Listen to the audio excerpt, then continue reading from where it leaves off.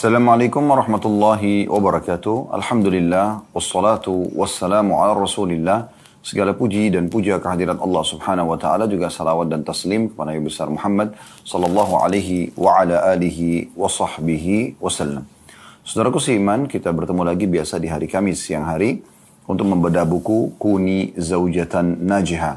Jadilah istri yang sukses, dan penerbit menerjemahkan dengan Menuju Rumah Tangga yang Bahagia. Ditulis oleh Dr. Najla atau Najla Sayyid Nail hafidhahullah. Beliau seorang wanita dan juga doktor di bidang syariah, dan beliau coba menuangkan teori-teori agama dalam masalah rumah tangga, terutama secara khusus bagaimana seorang istri menjadi istri dan akhirnya rumah tangga itu menjadi berwarna yang indah, ya, beraroma yang wangi, dan juga langgeng rumah tangga tersebut serta dipenuhi dengan rahmat dan juga pahala yang melimpah dari Allah subhanahu wa ta'ala. Dan bab demi bab sudah kita jelaskan, dan hari ini kita sudah sampai pertemuan kemarin kita sudah bahas sampai di halaman 139. Sedikit saya reviewkan bahasan kita yang terakhir adalah bagaimana beliau menitik beratkan agar setiap istri supaya dia selalu bahagia, maka dia coba untuk bersyukur kepada Allah terhadap apa yang telah Allah berikan kepada dia sebagai nikmat melalui suaminya. Apakah itu dari nafkah yang diberikan tiap bulan untuk kebutuhannya, dia dan anak-anaknya, atau misalnya fasilitas yang telah diberikan Allah subhanahu wa ta'ala melalui suaminya seperti rumah, kendaraan, pakaian, dan seterusnya. Ya, perabot-perabot misalnya, selain daripada uang bulanan yang dipakai untuk konsumsi makanan dan minuman. Dan ini beliau mengingatkan dan mengangkat agar jiwa merasa tentram dalam setiap rezeki yang sudah Allah berikan, maka berpeganglah pada hadis ini, yaitu sabda Nabi SAW, "Unzuru ila man asfala minkum wa la tanzuru ila man huwa fawqakum fahuwa ajdaru alla tazdaru ni'matallah." Lihatlah orang yang lebih rendah darimu dan jangan melihat orang yang lebih tinggi darimu, karena yang demikian itu lebih mampu untuk membuatmu tidak meremehkan nikmat Allah. Artinya, selalulah lihat nikmat Allah itu walaupun kecil kita besarkan, sehingga kita selalu merasa ini adalah nikmat yang besar yang harus kita syukuri. Dengan cara jangan melihat orang yang di atas. Kalau kita lihat orang yang lebih baik fasilitasnya, lebih luas rezekinya, maka kita tidak akan bersyukur. Allah subhanahu wa ta'ala lebih tahu kenapa si fulan diberikan lebih, kenapa si fulan diberikan sedang, kenapa si fulan diberikan kurang misalnya. Allah SWT lebih tahu dengan hikmahnya sebagai pencipta, dan kita tugasnya adalah bersyukur dan juga menikmati apa yang sudah Allah berikan kepada kita. Dan teman-teman sekalian, dengan melihat orang yang lebih di bawah, kita akan selalu bersyukur. Contoh misal, Allah memberikan kepada Anda kendaraan motor. Jangan pernah lihat orang yang punya mobil, karena Anda tidak akan pernah bersyukur. Tapi lihat orang yang punya kendaraan motor seperti Anda, atau orang yang bahkan belum punya kendaraan motor sama sekali. Misalnya, dia masih menggunakan sepeda. Nah, ini contoh saja ya. Kalau Anda menggunakan sepeda, Anda lihat orang yang mungkin berjalan kaki. Kalau Anda berjalan kaki, lihat orang yang subhanallah tidak memiliki kaki, puntung kakinya misalnya. Maka ini sebuah pelajaran yang bisa kita ambil ya. Kalaupun Allah berikan Anda sampai pada tingkat punya mobil, maka jangan lihat orang yang di atas Anda. Lihat orang yang mungkin tahun mobilnya lebih lama daripada Anda, ataupun lebih sederhana kendaraannya ya. Sehingga Anda selalu bersyukur kepada Allah SWT. Dan dengan syukur itu dijanjikan dalam surah Ibrahim, la in syakartum la azidannakum wa la in kafartum inna adabi lasyadid. Kalau kalian bersyukur maka pasti nikmatku aku akan tambah, kata Allah. Dan kalau kalian kufur, selalu memungkiri nikmat tersebut, maka azabku amat pedih. Ini beliau tutup setelah itu dengan menjelaskan, setelah memaparkan hadis ini, beliau mengatakan, ingatlah wahai para istri bahwa kebahagiaan itu bukanlah dengan harta semata. Berapa banyak suami yang kaya dengan hartanya tapi ia bakhil dengan perasaannya. Sedangkan yang lain fakir dengan hartanya tapi kaya dengan perasaannya. Serta mencintai istri juga rumahnya. Hendaklah istri selalu ridho kepada suaminya. Ya. Dan mencintai suaminya atau ridho dengan penuh cinta. Karena kebahagiaan itu bukanlah dengan makanan, minuman, berhias, dan pakaian, juga perabot, serta memiliki emas dan mobil. Tapi kebahagiaan itu terletak pada dada dan hati yang tentram dengan cinta dan keimanan. Jadi ini yang merupakan target utama syariat dalam rumah tangga. Jadi bukan materi, tapi justru bagaimana sakinah, mawaddah dan rahmah. Penuh dengan ketenangan, ketentraman, kasih sayang dan saling perhatian satu sama yang lain. Baik, kita akan masuk teman-teman sekalian ke judul kita pada siang ini, yaitu menyikapi kesulitan ekonomi yang dilalui oleh suami.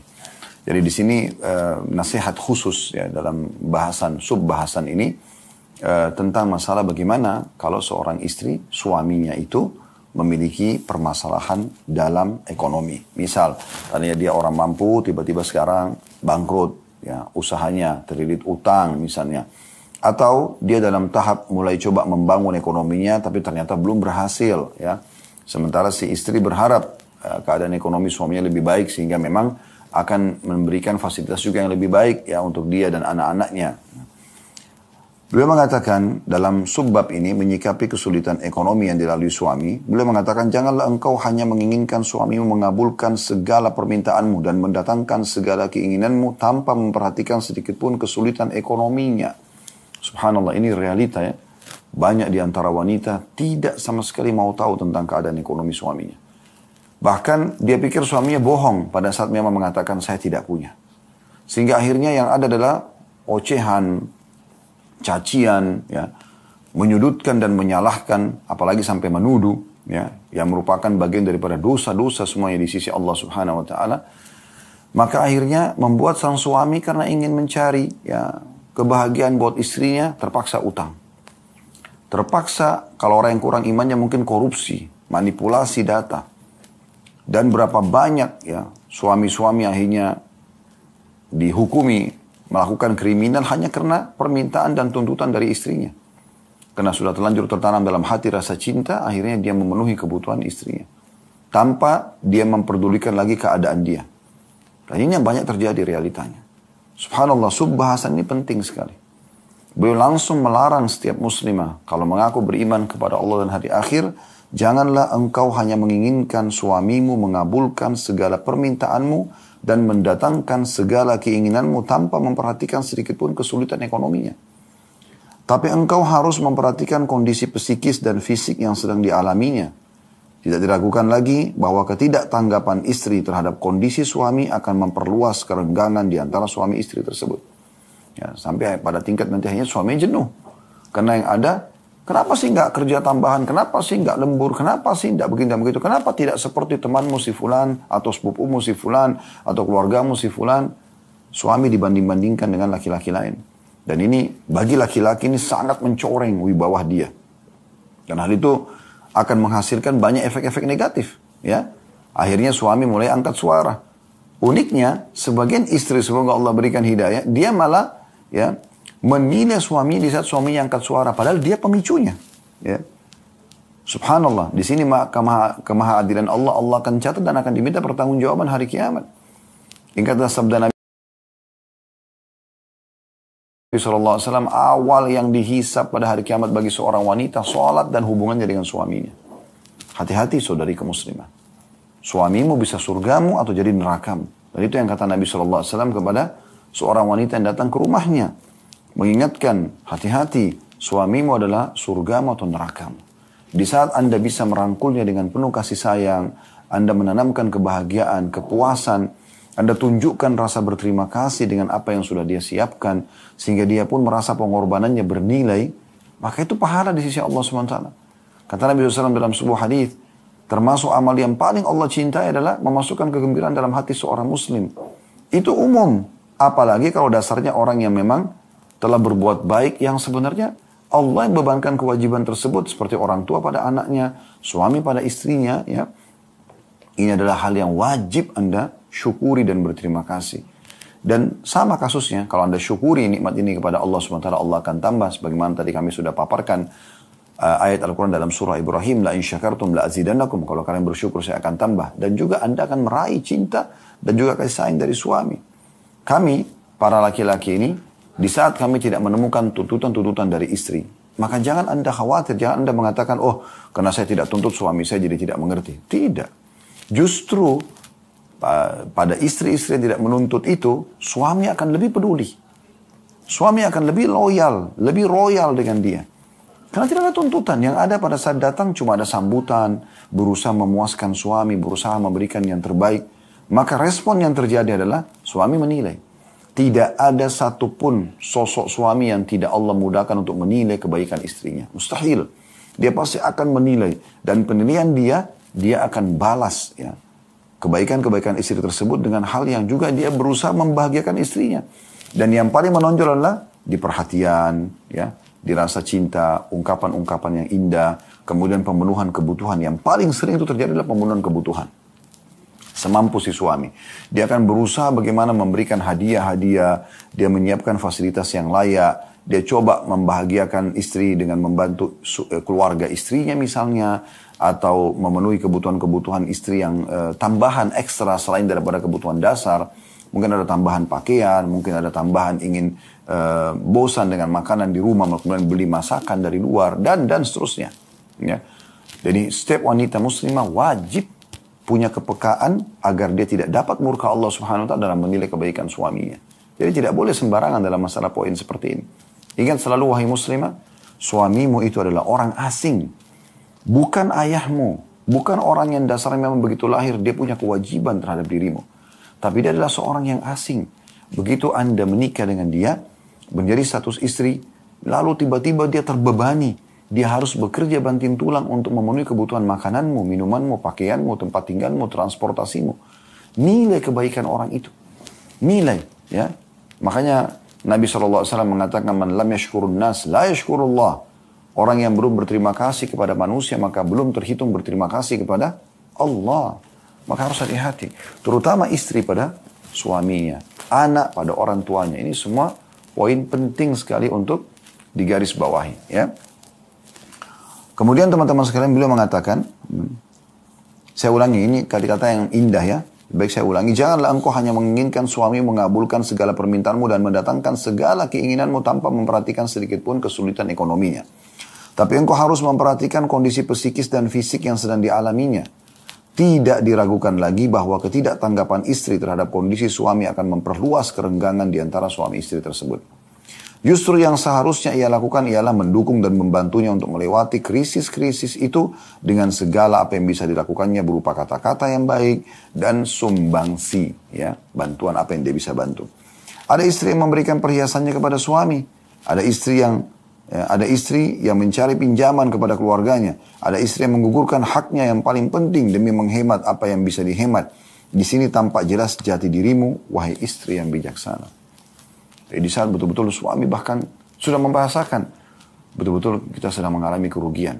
Jadi yang ada adalah, oh iya, apa yang bisa saya bantu? Bagaimana? Saya doakan ya. Dengan tulus dia mendoakan suaminya, ya di waktu-waktu yang memang dia bisa mendoakan, gitu kan?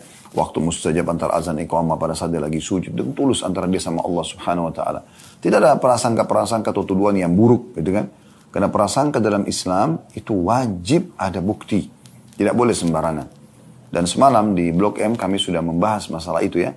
Salah satu dosa besar yang tulis oleh Syekh Muhammad bin Abdul Wahhab rahimahullah adalah tentang masalah ya, adanya atau menuduh tanpa ya, bukti. Ini dosa besar. Bukan cuma dosa, ini dosa besar. Jadi nggak boleh seseorang itu menuduh tanpa bukti. Harus ada buktinya. Ya. Makanya Nabi SAW mengatakan, Al-bayyinatu ala man idda'a. Harus ada bukti bagi orang yang menuduh. Ya. Wal yaminu ala mudda' alaih. Dan orang yang tertuduh bersumpah kalau tidak. Itu cukup. Selebihnya serahkan perkara tersebut kepada Allah Subhanahu wa ta'ala. Ingat, jangan pernah teman-teman, wahai muslimah, bertakwa kepada Allah Subhanahu wa ta'ala. Jangan pernah hanya karena ingin dipenuhi kebutuhannya, kemudian dia berkata kasar pada suaminya. Ya. Melotot, kemudian menggugurkan kewajiban dia dengan tidak melayani biologisnya misalnya, tidak melayani makanannya, bertutur kata yang kasar. Ini subhanallah, akhlak yang sangat buruk. Ya. Harusnya Anda bisa menilai sekecil apapun kebaikan suami. Sekali lagi saya pastikan, setiap laki-laki saudariku muslimah, kalau seandainya Anda diberikan sesuatu lalu Anda menilainya, Anda mengatakan terima kasih, Anda tunjukkan kepada dia bahwasanya ini adalah sesuatu yang besar di mata Anda, walaupun sebenarnya dia kecil nilainya. Maka pastikan suami Anda akan selalu berpikir di luar rumah sana, apalagi yang saya akan berikan kepada istri saya.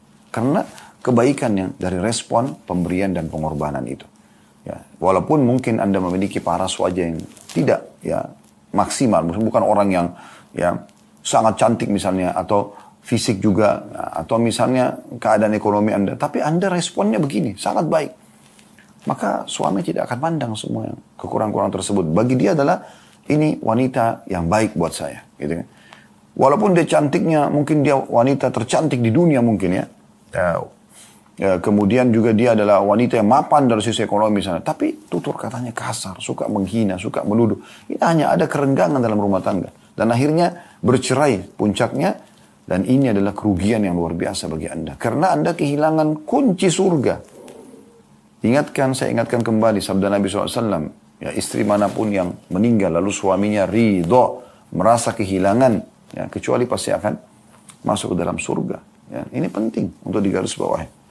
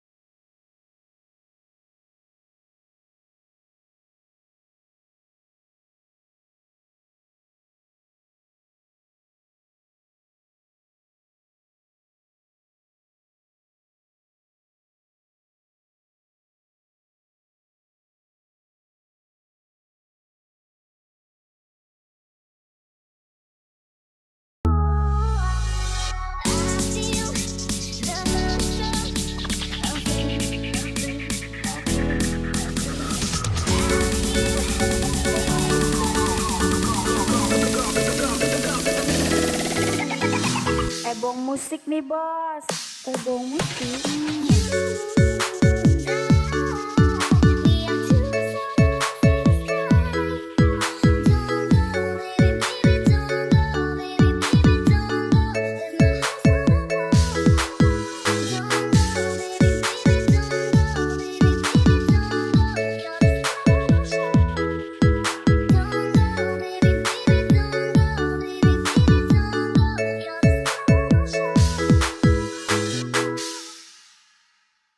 Ebong musik.